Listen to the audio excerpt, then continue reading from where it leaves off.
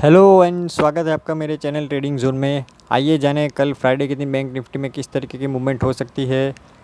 मगर उससे पहले जानेंगे कि आज मार्केट की एक्सपायरी कैसे रही, आज मार्केट ने क्या क्या किया और किस तरीके की ट्रेडिंग अपॉर्चुनिटीज़ निकल कर आ रही थी।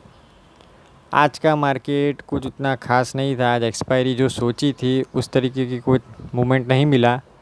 कुछ दम नहीं था आज की एक्सपायरी में, कोई अच्छे अच्छे ट्रेड भी निकल कर नहीं आ रहे थे। एक मॉर्निंग में जब मार्केट ओपन हुआ, कल जो हमने डिस्कस किया था, उन नीचे के लेवलों तक तो वो नहीं आया, लेकिन ओपन होने के बाद ऊपर तक गया और ऊपर एक अच्छा खासा रेजिस्टेंस था। लेकिन यहाँ से कोई ऐसी अच्छी खासी ना ट्रेंड लाइन बन रही थी, ना रेजिस्टेंस के पास से कोई ऐसा बियरिश फ्लैग टाइप या कोई यहाँ पर भी कोई ट्रेंड लाइन नहीं बन रही थी कि जिसे ब्रेक होते हम शॉर्ट सेल कर सके। लेकिन फिर भी आपने ऐसे ही रेजिस्टेंस हम मान के भी अगर यहाँ से कोई आपने पुट ली होती या शॉर्ट सेलिंग की होती तो मार्केट अच्छा खासा नीचे की ओर आया था, ऊपर तक का एसएल रहता। लेकिन ये कोई ट्रेड अपॉर्चुनिटी, ये तो सिर्फ आपको दिखाने के लिए कि भाई रेजिस्टेंस था तो वहाँ से कोई हमें कंफर्मेशन नहीं मिली, लेकिन फिर भी मार्केट वहाँ से नीचे तक गया। उसके बाद एक नीचे एक ये सपोर्ट था, मैं आपको पीछे जाके दिखाता हूँ। देखिए मार्केट ने कितनी बार, ये जो दिख रहा है ये देखिए, एक बार, उसके पीछे दो बार, यहाँ पे तीन चार, फिर उसके ऊपर जब ब्रेक करके गया फिर उसके रीटेस्ट करके आया, वहाँ से उसने एक अच्छी खासी बाउंस बैक दिखाई। यानी एक अच्छा खासा सपोर्ट रेजिस्टेंस के तौर पे ये काम कर रहा था। इसलिए मार्केट आज यहाँ तक वहाँ तक ही आया, एक अच्छी खासी बुलिश कैंडल बनी।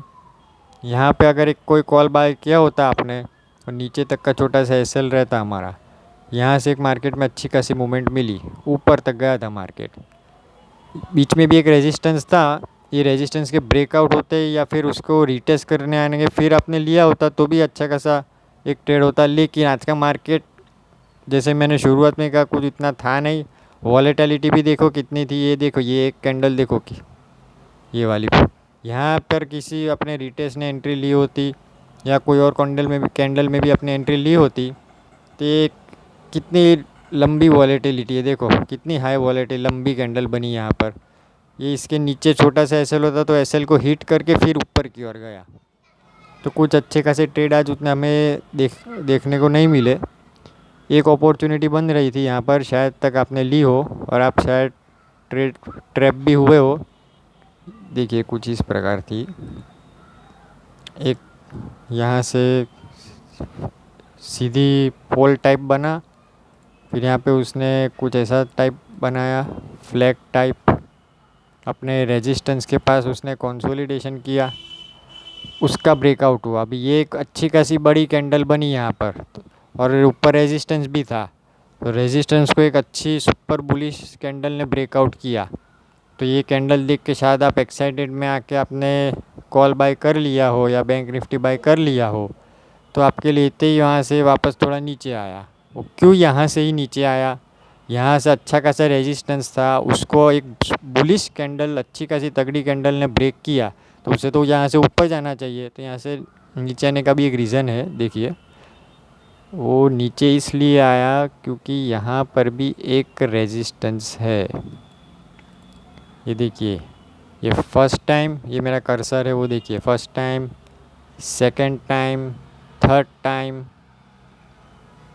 फोर्थ टाइम, पिछली तीन चार बार वो यहाँ से रेजिस्टेंस ले चुका है, इसलिए वो यहाँ तक गया। प्लस ये रेजिस्टेंस के साथ और एक उसके ऊपर से ट्रेंड लाइन भी बन रही थी। देखिए ये उसका हाई, यहाँ से मैंने एक ट्रेंड लाइन खींची, देखिए ये रेजिस्टेंस का भी ट्रेंड लाइन था, प्लस ये हॉरिजॉन्टल एक जो बनी हुई थी रेजिस्टेंस लाइन, उससे भी वहाँ पर उसे रेजिस्टेंस मिल रहा था। दो दो रेजिस्टेंस का उसे सामना करना पड़ रहा था, इसलिए वो उसे तोड़ने में ज़्यादा उसे सफलता नहीं मिली।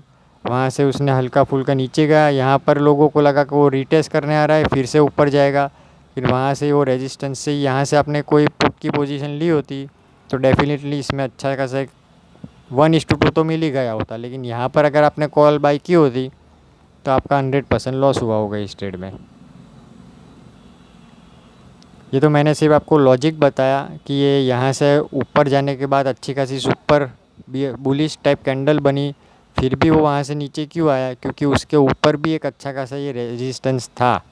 इसलिए भले कितनी भी अच्छी खासी कैंडल बने, लेकिन रेजिस्टेंस, सपोर्ट, रेजिस्टेंस, ये सारी चीज़ों को देखने के बाद ही ट्रेड लेना चाहिए कि भाई भले ब्रेकआउट कर रही है कि उसके ऊपर तो कोई रेजिस्टेंस नहीं है, और एक आध रेजिस्टेंस हो तो उसे तोड़ के ऊपर भी जा सकता है। ऐसा एक दो रेजिस्टेंस मिल रहा है, जैसे यहाँ से ट्रेंड लाइन का भी रेजिस्टेंस था प्लस ये भी था, इसलिए मार्केट ने वहाँ से रिवर्सल दिखाया। और एक भी ये इस तरीके से देखिए, मार्केट एक अच्छा खासा पैटर्न बना रहा था।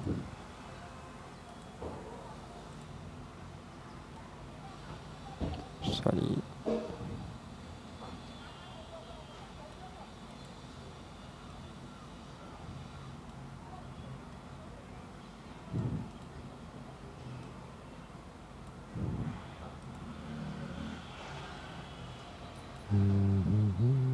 देखिए अच्छा खासा इस तरीके से एक पैटर्न था, पोल बना या उसका फ्लैग बना। अगर इसको ये यहाँ से ब्रेकआउट करता तो यहाँ से यहाँ तक जाने की एक उम्मीद थी, और इससे भी अगर ब्रेकआउट करता तो आसानी से हमें यहाँ से ऊपर 150-200 तक की मूवमेंट आसानी से कैच करने मिल जाती। लेकिन मार्केट एक चैनल में ही फंसा हुआ था।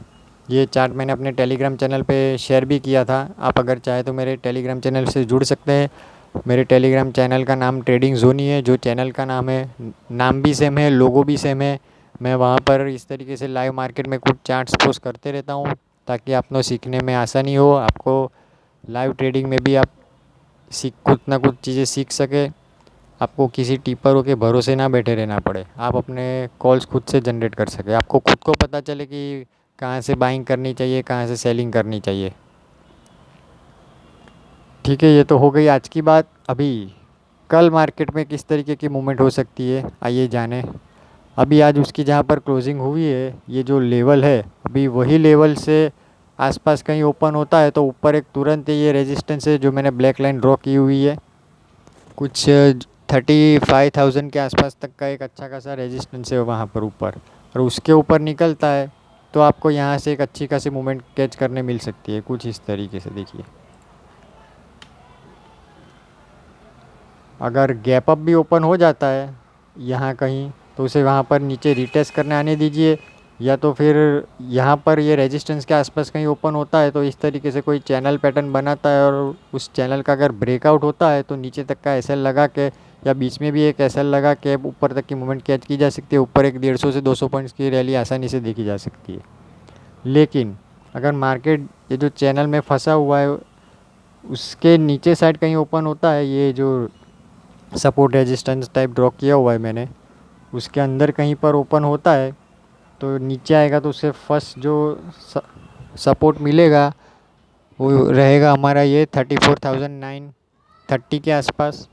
ये मेरा जो भी मैं चार्ट में एक्सप्लेन कर रहा हूँ वो मेरा स्पॉट का चार्ट नहीं है, फ्यूचर का चार्ट है, इसलिए आप ज़रा ध्यान से कीजिएगा, क्योंकि आप में शायद कुछ अलग दिखे। और उसके बाद जो दूसरा जो हमारा सपोर्ट रहेगा वो रहेगा ये वाला। यहाँ तक अगर आता है जहाँ से आज मार्केट ने एक बाउंस लिया हुआ है, ये भी एक अच्छा खासा सपोर्ट है। यहाँ पर कोई अच्छी खासी बुलिश कैंडल बनती हो, या फिर छोटे 2-3 मिनट के टाइम फ्रेम में इस तरीके से कोई हायर हाई बनाता है, तो छोटा सा एसएल रख के ऊपर तक एक मोमेंट कैच की जा सकती है।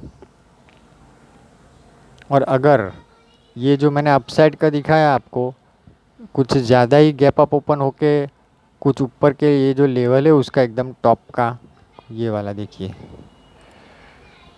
ऊपर तक का ये जो जोन है ये एकदम टॉप का, ये भी एक अच्छी सेलिंग अपॉर्चुनिटी मिल सकती है। यहाँ पर भी हमें यहाँ पर आने के बाद कोई मार्केट में कोई पिन बार या डोजी टाइप की कैंडल बनती है, या फिर छोटे टाइम फ्रेम में कोई हायर हाई बनाता है या बियरिश फ्लैग टाइप की कैंडल बनती हो, तो यहाँ पर भी एक हम ट्रेड ले सकते हैं। छोटा एसएल रहेगा, 1:2 हमारा टारगेट रहेगा। और मैं अपने हर वीडियो में कहता हूँ, सेटअप और स्ट्रेटेजी से भी ज़्यादा मनी मैनेजमेंट और माइंडसेट इम्पोर्टेंट होता है, इसलिए इमोशंस में आके बिल्कुल ट्रेड ना करें। मैक्स टू मैक्स 2 से 3 ट्रेड ले। पहले ट्रेड में आपको मुनाफा होता है तो दूसरा ट्रेड लेने की कोई ज़रूरत नहीं। अगर पहले ट्रेड में लॉस होता है तो दूसरा ट्रेड लीजिए, और दूसरे में भी अगर लॉस हो जाता है तो फिर टर्मिनल बंद कर दीजिए, आज के दिन का काम ख़त्म हो गया। और ट्रेड लेने के बाद अंदर बार नहीं करना है, 10 बार सोच लीजिए ट्रेड लेने से पहले। ट्रेड लेने के बाद आइदर एसएल और टारगेट, एसएल जो रहेगा वो छोटा रहेगा, टारगेट हमारा बड़ा रहेगा, यानी एसएल के मुकाबले 1:2 मिनिमम रहेगा। 1:2 हमें मिलता है तो हम ट्रेड से एग्ज़िट हो जाएंगे। ठीक है फ्रेंड्स, आशा करता हूँ आज की वीडियो से आपको कुछ ना कुछ सीखने ज़रूर मिला होगा। तो मिलते हैं नेक्स्ट वीडियो में, तब तक के लिए खुश रहिए, अपना अपना परिवार का ध्यान रखिए। धन्यवाद।